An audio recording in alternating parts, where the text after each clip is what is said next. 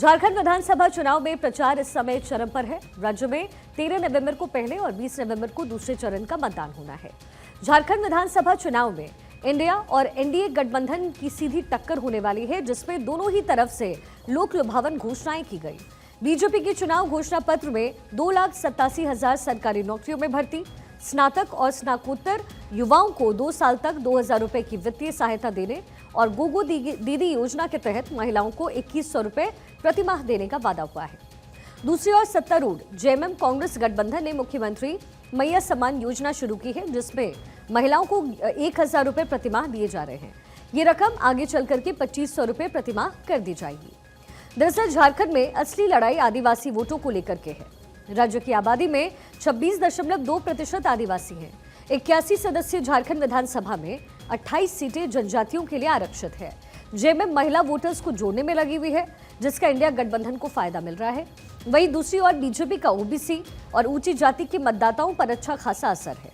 BJP ने वादा किया है कि झारखंड में यूनिफॉर्म सिविल कोड लागू किया जाएगा, लेकिन आदिवासियों को इससे बाहर रखा जाएगा। बीजेपी का दावा है कि सिर्फ वहीं झारखंड के आदिवासियों की अवैध घुसपैठियों से रक्षा कर सकती है। अगर एनडीए सरकार बनी तो हर घुसपैठियों को झारखंड से बाहर निकालकर बांग्लादेश भेजा जाएगा और उन्होंने जो जमीन हड़पी है वो आदिवासियों को लौटाई जाएगी।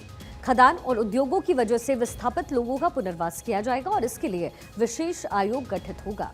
राज्य में आदिवासी समुदाय के नेताओं की प्रतिमाएं लगाई जाएंगी। दूसरी ओर झारखंड मुक्ति मोर्चा राज्य में आदिवासियों के लिए अलग से सरना कोड लागू करने की बात कर रहा है। लोकसभा चुनाव में इंडिया गठबंधन ने राज्य की सभी 5 आदिवासी आरक्षित सीटें जीती। बीजेपी का हमेशा से प्रयास रहा है कि आदिवासियों को हिंदुत्व की धारा से समाविष्ट किया जाए। सरना कोड इसे चुनौती देता है और आदिवासियों की अलग धार्मिक पहचान पर जोर देता है। झारखंड विधानसभा चुनाव 2024 के दूसरे चरण में 20 नवंबर को 38 विधानसभा सीटों के लिए वोट डाले जाएंगे। इस चरण के लिए कुल 528 प्रत्याशी चुनावी मैदान में हैं।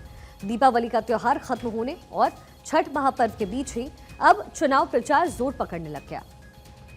झारखंड के सियासी समीकरण पर बात करेंगे, लेकिन उससे पहले बड़ी खबर महाराष्ट्र से भी आई है, जहां पर महाराष्ट्र की राजनीति के सबसे बड़े चेहरे शरद पवार ने ऐलान कर दिया कि वो अब चुनाव कभी नहीं लड़ेंगे। उन्होंने क्या कुछ कहा है, पहले आपको वो दिखाते हैं। दरअसल शरद पवार की तरफ से कहा गया, मैं कोई चुनाव नहीं लड़ना चाहता, चुनाव को लेकर के मुझे अब रुकना चाहिए, नई पीढ़ी को आगे बढ़ाना है। अब तक 14 बार चुनाव में लड़ा हूं, सत्ता नहीं चाहिए, बस समाज के लिए काम करना चाहता हूं, ये शरद पवार की तरफ से कहा गया। और उसके बाद राजनीतिक हलचल शरद पवार के स्टेटमेंट के बाद इस समय महाराष्ट्र में तेज हो गई है। आखिर शरद पवार के स्टेटमेंट के मायने क्या हैं और अब शरद पवार की पार्टी एनसीपी आगे कैसे बढ़ेगी? जो उनके समर्थक हैं, जो उनके पार्टी के नेता हैं और जो उनकी बेटी हैं सुप्रिया सुले, उनकी जिम्मेदारियां क्या कुछ रहने वाली है? और चूंकि ये लड़ाई सत्ता के साथ साथ एनसीपी पार्टी को लेकर था, जिसको लेकर के अजित पवार उनसे टूट गए थे, अब ऐसे में अपनी पार्टी की कमान अजित पवार किसे सौंपेंगे, ये एक बड़ा सवाल है। इससे पहले उनके भतीजे अजित पवार ने कहा था कि शरद पवार को अब संन्यास लेना चाहिए और महाराष्ट्र चुनाव से एकदम पहले, ठीक पहले शरद पवार ने चुनाव ना लड़ने की बात कही है। उसके बाद राजनीतिक हलचल इस समय तेज हो गई है। उन्होंने कहा, चुनाव को लेकर के अब मुझे रुक जाना चाहिए, क्योंकि आने वाली जो पीढ़ी है उसको जगह देना जरूरी है। तो अब शरद पवार चुनाव लड़ते आगे नजर नहीं आएंगे, ये शरद पवार की तरफ से कहा गया है। लेकिन शरद पवार के स्टेटमेंट के मायने क्या है, ये समझना जरूरी है।